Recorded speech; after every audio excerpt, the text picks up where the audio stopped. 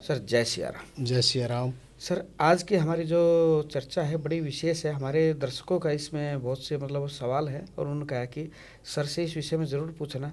यानी कि रामायण वैसे तो बहुत बड़ी कथा है, राम जी की गाथा, लेकिन आपने एक सूत्र लिया प्रभु श्री राम का वनवास, और उसको भी आपने एक नाम दिया। यदि भगवान श्री राम को वनवास नहीं होता तो पहले के दिए गए वरदानों और श्रापों का क्या होता। और इस विषय पे एक नहीं, दो नहीं, पाँच नहीं, 10 नहीं, पूरे 100 एपिसोड से ऊपर श्रृंखला चली गई है। ये कोई कई संतों से भी इस विषय पर चर्चा होती है। कह रही ये बड़ा असंभव कार्य था, और माँ कैकेयी के चरित्र से लेकर हमारे जनमानस के लिए इतने संदेश। तो सबसे पहला ये है कि आपके मन में ये विचार कैसे है और क्यों आया, इसका मूल उद्देश्य क्या था इस सब करने का। इस सब का बहुत सहज मूल उद्देश्य है कि हम प्राय ये देखते हैं कि किसी के जीवन में कहीं भी कुछ भी कभी भी घटित होता है तो वो केवल वर्तमान को ही देख पाता है। वास्तविकता ये है कि ये प्रत्येक व्यक्ति के जीवन की एक कहानी है कि कहीं भी कुछ भी कभी भी अचानक नहीं होता। जो कुछ हो रहा है उसका अतीत और भविष्य संबंध है। सिर्फ अंतर इतना है कि अनुकूल का श्रेय हम स्वयं को देते हैं, प्रतिकूल का श्रेय किसी और को देते हैं। जबकि वास्तव में चाहे वो प्रतिकूल है, अगर तुम वहाँ किसी भी कारण से हो तो उसका कारण भी स्वयं हो। आप एक मिनट के लिए मान लो किसी तरह से मेरे शरीर में कोई बीमारी है तो कहीं ना कहीं कुछ न कुछ ऐसा ज़रूर हुआ है जो मुझे करना था मैंने नहीं किया, या जो नहीं करना था वो किया। अर्थात इसको ऐसे मान लो, जैसे मान लो स्मोकिंग है, अल्कोहल है, सेवन नहीं करना चाहिए, मैंने किया तो उसके परिणाम आएंगे ही आएंगे, कम और ज़्यादा हो सकते हैं। या जैसे यह है, हमने अनेकों बार एक चर्चा की है कि ब्रह्म मुहूर्त वास्तव में एक इतना विशेष है कि जिसको आज भी सारे चिकित्सक सिर्फ मॉर्निंग वॉक कह देते हैं। जबकि मेरा ये मानना है कि वो केवल विज्ञान की एक सीमा है कि वो उस तक ही समझ सकती है। अगर लेकिन ब्रह्म मुहूर्त में ही वॉकिंग का विशेष महत्व क्यों होता है, तो इसी तरीके से कि कोई व्यक्ति कहाँ कब क्या कर रहा है उसको उसी का परिणाम मिलेगा। जो उस ब्रह्म मुहूर्त में जगता है, जो कुछ मेडिटेशन कहे वो करता है तो उसको उसका लाभ मिलेगा, जो नहीं करता उसे नहीं मिलेगा। लेकिन ऐसा नहीं कहा जा सकता कि केवल एकमात्र यही क्रिया ऐसी है जिससे ही सब कुछ होगा। होता ये कि हमें सिर्फ ये विचार करना है कि हमारी कोई भी प्रतिकूल स्थिति है, तीन ही होती हैं। प्राय हम ये माने तन की, मन की और धन की। तो हम स्वयं का अवलोकन करें कि हम आखिर यदि तन की कोई स्थिति है तो जैसे हमने कहा कि कुछ ऐसा हुआ है जो हमें नहीं करना था वो हमने किया, या कुछ ऐसा है जो करना था वो नहीं किया। उसी तरह से मन की स्थिति है। अगर मन भी हमारा कहीं है तो कुछ ना कुछ उसका उससे जुड़ा हुआ है, हमें स्वयं ही उसका कारण ढूंढना पड़ेगा। क्योंकि एक चीज़ और मान लो कि जीवन में महत्व शब्द का बहुत महत्व है। कौन व्यक्ति कब कहाँ किसको महत्व दे रहा है ये बहुत महत्वपूर्ण है। क्या होता था, बहुत अधिक समय नहीं है, सिर्फ 75 वर्ष पूर्व जब भारत एक तरह से स्वतंत्र नहीं हुआ, उस समय की कर्तव्य प्रणाली, अधिकार प्रणाली और वर्तमान की कर्तव्य अधिकार प्रणाली में बहुत फर्क आ गया है। उस समय जीवन शैली में आदमी का अधिकार शून्यता की ओर था, कर्तव्य शैली पर ध्यान था। वर्तमान में उसका जो जीवन शैली है उसमें केवल अधिकार प्रसारित हो गया है और उसका कर्तव्य मूल हो गया है। तो ये जो परिवर्तन है उसने वास्तव में जीवन में अगर मानसिक सुकून शांति किसी को चाहिए तो कर्तव्य पालन द्वारा ही संभव है, अन्य किसी तरह से संभव नहीं है। और इसी को भिन्न भिन्न समझने के लिए हमने देखा कि भगवान श्री कृष्ण जी ने, वहाँ महाभारत हुई तब एक तरह से गीता जी का जन्म हुआ, और उधर वहाँ पर वो हुआ तो वो मानस जी का जन्म हुआ। तो होने को प्रत्यक्ष हमें ये दिख रहा है कि लेकिन उसके बावजूद भी कहीं भी कुछ भी कभी भी अचानक नहीं होता। मानसिक शांति सिर्फ एक कर्तव्य बोध से होती है, और कर्तव्य बोध स्थिति परिस्थितियों से होता है। अब आप कहीं भगवान ने वहाँ तो स्वयं युद्ध किया, सबका संहार किया, लेकिन क्या है कि एक धर्म की स्थापना के लिए अधर्म को खत्म करना आवश्यक है। दोनों में एक समानता है। भावी भगवान कृष्ण ने देखिए ना, जब दुर्योधन और अर्जुन दोनों जाते हैं तो ऐसा नहीं किया किसी को निराश किया और बताओ तुम्हें क्या चाहिए। तो प्रभु की लीला देखिए, वहाँ भी वो इस तरह से कहते हैं अगर रावण शरण में आ जाए तो मैं अभी भी उसको वो दे दूंगा अयोध्या का राज्य। तो प्रभु कहीं पक्षपात किसी के लिए नहीं करते हैं। होता क्या है कि लीला को जैसी घटना है वो तो हर समय स्थिति में तैयार रहते हैं, अर्थात वो उस स्थिति परिस्थिति के हिसाब से कर्तव्य की आवश्यकता थी। तो वहाँ प्रभु ने ये बताया कि वर्तमान में भी हमको ये ध्यान रखना है कि अगर कोई सैनिक है, वो जब सुरक्षा कर रहा है तो वो ऐसा नहीं अहिंसा का पाठ पढ़ेगा, उससे वहाँ वो आवश्यक है। जैसे भगवान ने अर्जुन को बताया कि अधर्म के लिए ज़रूरत है, ऐसे ही वहाँ कर्तव्य उसका होता है, और इसीलिए उसको वहाँ हम मृत्यु नहीं कहते, शहीद कहते हैं। तो ये चीज़ समझने की है कि तन की स्थिति बताई मन की, और मन की केवल और केवल शांति का अर्थ सिर्फ और सिर्फ कर्तव्य में है, और एक तरह से आपको अधिकार में है। ये एक तरह से कहना चाहिए ना कि if you perform your duty you will find out beauty. और होता क्या, if you will demand your right then you will fight. तो होता क्या, अधिकार आपको एक तरह से लड़ाई की ओर ले जाएंगे, और जो ड्यूटी है, जो कर्तव्य है, वो जीवन की सुंदरता की ओर लेते हैं। तीसरी स्थिति होती है धन की।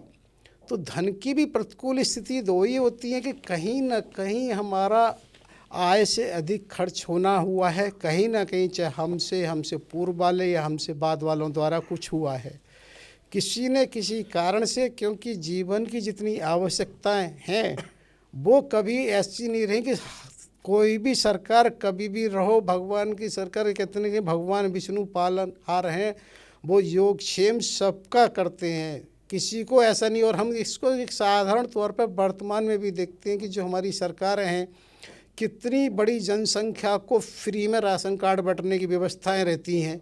तो वहाँ पर ये पक्षपात नहीं गरीब में कौन है।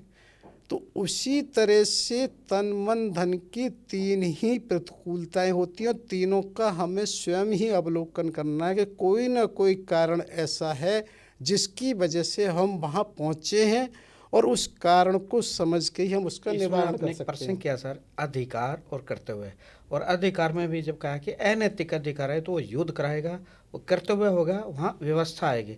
तो इस पर थोड़ा जाने से पहले मैं मूल अपने एक विषय पे जानना चाहता हूँ जो आपका प्रश्न था। तो इस पर मतलब हमारे दर्शकों की भी इच्छा थी कि जैसे आप स्वयं भी कहते हैं कि कोई विचार अपने आप नहीं आता, उसके पीछे बहुत मेहनत होती है, पीछे का होता है। तो आपके मन में ये विचार कब आया और इसके पीछे आपने कितना अध्ययन किया कि रामायण के ऊपर ये व्यवस्था की जाए, राम जी के वनवास के ऊपर मतलब एक श्रृंखला पूर्ण की जाए?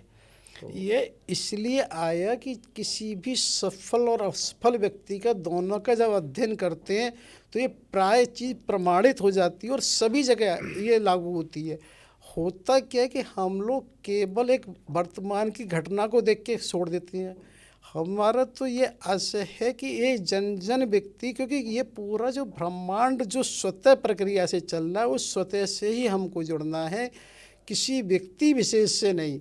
और जब हम उस स्वतः से जुड़ेंगे तो हमें ये एहसास होगा कि वास्तव में क्या क्यों कैसे घटित हुआ है।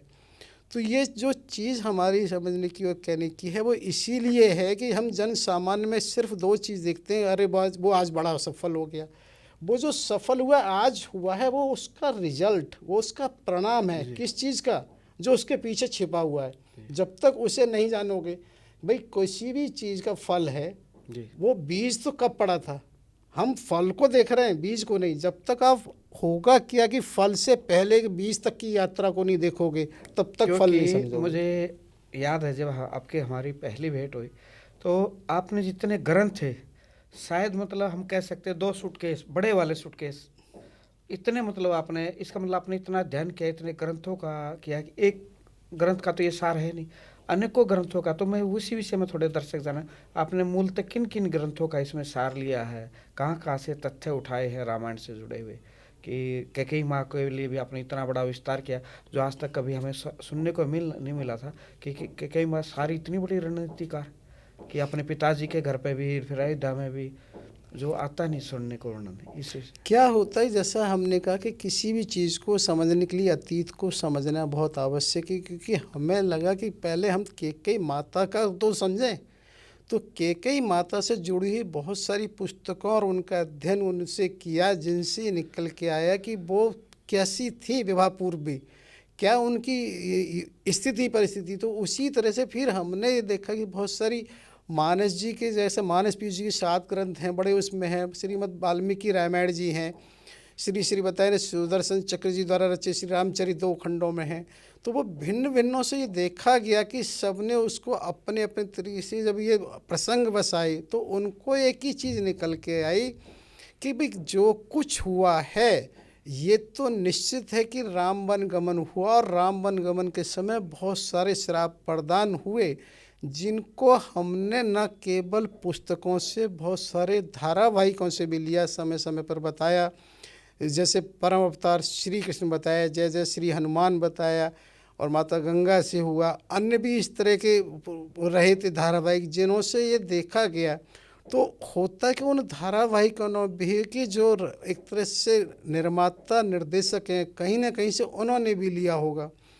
तो पूरा अध्ययन किसी के लिए करना संभव नहीं है, उसमें से कुछ कुछ कण ही लिए जा सकते हैं। और मैं ये सहज स्वीकार करता हूँ कि मुझ जैसे अल्पज्ञ को तो बोलने का भी ये अधिकार नहीं होना चाहिए इन विषयों पर, क्योंकि ये इतने गूढ़ विषय हैं। लेकिन क्या होता है कि हमारे राम जी ने एक ही बात कही है, उल्टा नाम जपा जग जाना वाल्मीकि भाई ब्रह्म समाना, कि किसी को भी माना नहीं है, वो कैसा भी व्यक्ति हो, उसको भी वो एक तरह से क्षमादान देते हैं, किसी को मना नहीं है उसमें करने की। और वर्तमान परिस्थिति में हम ऐसे भारतवर्ष में हुए हैं जहाँ बोलने की अभिव्यक्ति है, तो उन सब स्थिति परिस्थितियों की बस सिर्फ मन में कुछ विचार थे जिसकी वजह से उसको प्रकट किया है। मतलब मैं एक सार में पूछा, आज आपके मन के भाव में कितनी प्रसन्नता है, मतलब इस कार्य को मतलब साकार रूप में जो हो रहा है इस चीज़ से? नहीं, बस ये प्रसन्नता है कि ईश्वर ने इस लायक समझा।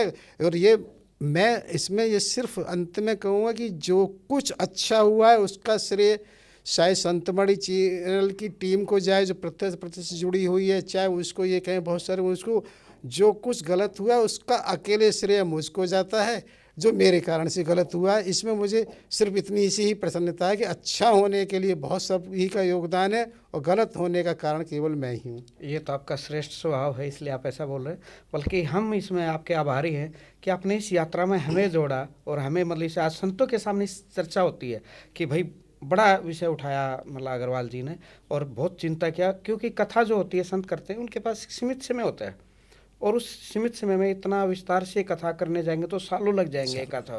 तो कह रहे कि ये अग्रवाल जी को हमारी तरफ से बहुत संतों ने एक बधाई दी है कि उनको बधाई दो। और नहीं, मैं तो उनके चरण वंदन करना चाहूँ सबको, बस कि इसको तो ये अधिकार ही नहीं है कि सबको चरण वंदन बस होना चाहिए, उनका आशीर्वाद है। और ये बिल्कुल महामानस जी में भी प्रसंग आता है, मुँह खोई वाचाल पंगु चढ़े गिरवर दहन। तो ये ठाकुर की कृपा होती है, वो किसी से भी कहीं कुछ भी कराने की स्थिति में हो जाते हैं। बाकी तो मेरा तो कुछ है ही नहीं है।